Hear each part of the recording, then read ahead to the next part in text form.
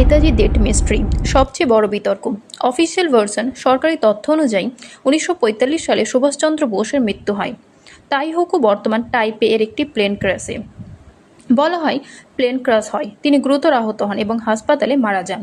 কিন্তু সমস্যা কোথায়? এই ঘটনার কোনো সলিড ফটোগ্রাফিক প্রুফ নেই, বডি প্রপারলি আইডেন্টিফাই করা যায়নি, অনেক উইটনেস এর স্টেটমেন্ট একরকম না।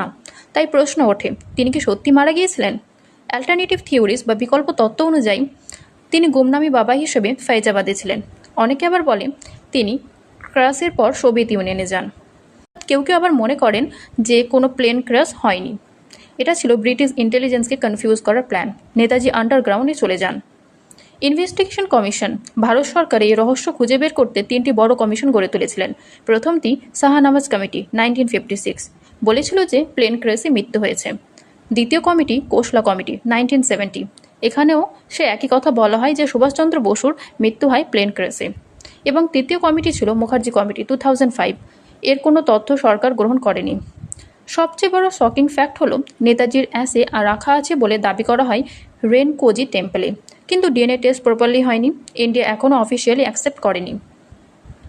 নেতাজির মৃত্যু আজও ইন্ডিয়ার বিগেস্ট হিস্টোরিক্যাল মিস্ট্রি হয়ে রয়ে গেছে।